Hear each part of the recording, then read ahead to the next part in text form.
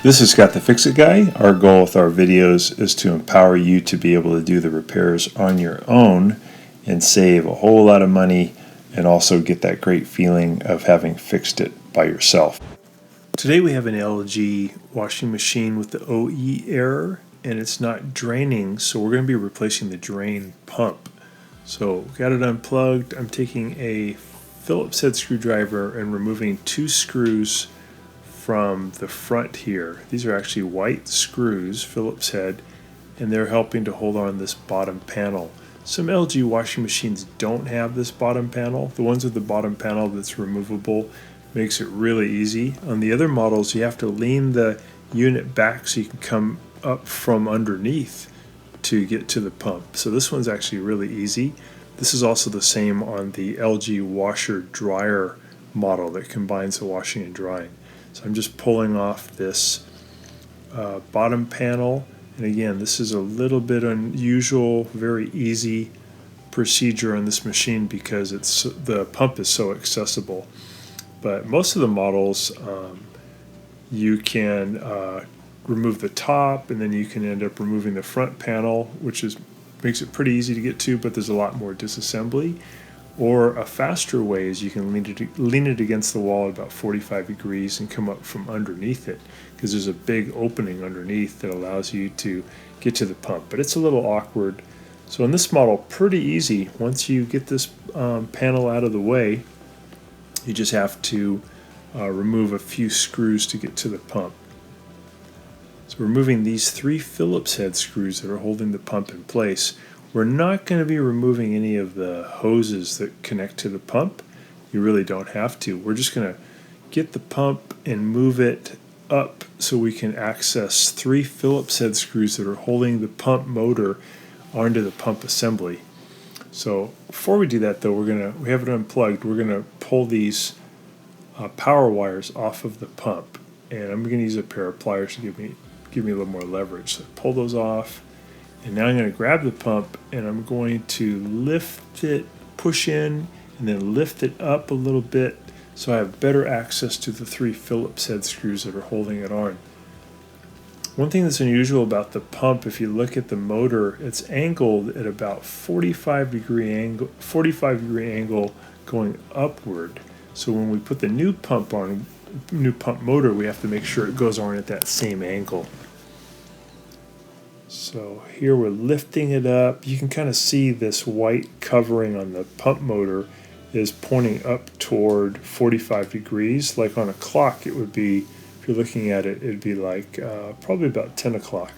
So we have to make sure the new motor goes on the same way. And here's those 3 Phillips head screws we have to remove. So there's one there, and there's one more at the top, and then there's one more at the bottom. And you just need a long Phillips head screwdriver to get in there because it has to kind of clear the pump motor. Once you get those screws out, you can just pull the old motor off, and then you can put the new one on. You have to kind of replace this white plastic cover too. It just slips right on. And then once you get those in position, you tighten those screws really tight so that the motors on there are nice and tight.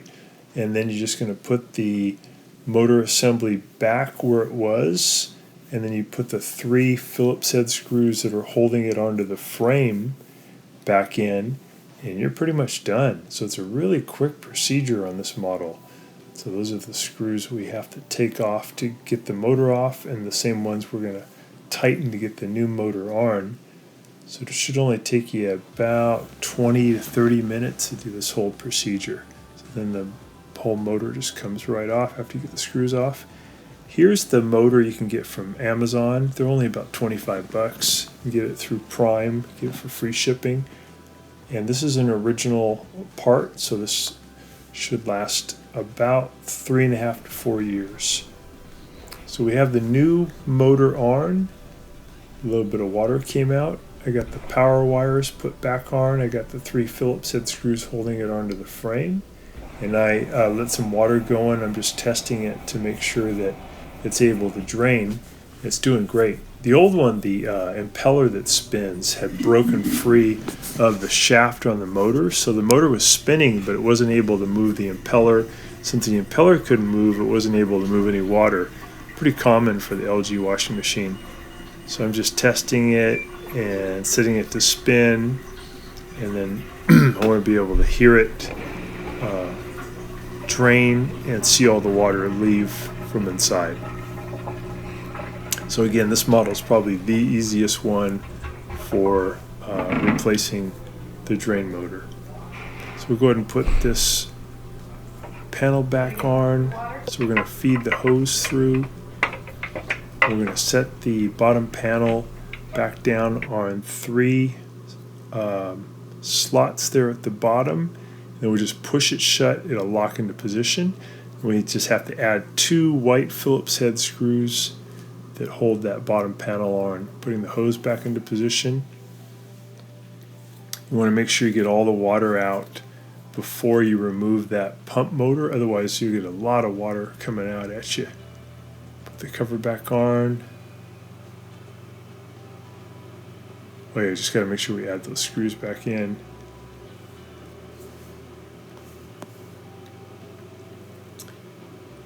And that's it. Back working great. So that's a really easy procedure on that model. Hopefully this will help you with your LG washing machine. Thanks so much for watching. Please subscribe when you get a chance, and we'll send you a lot more videos on fixing your appliances at home. Thanks again for watching.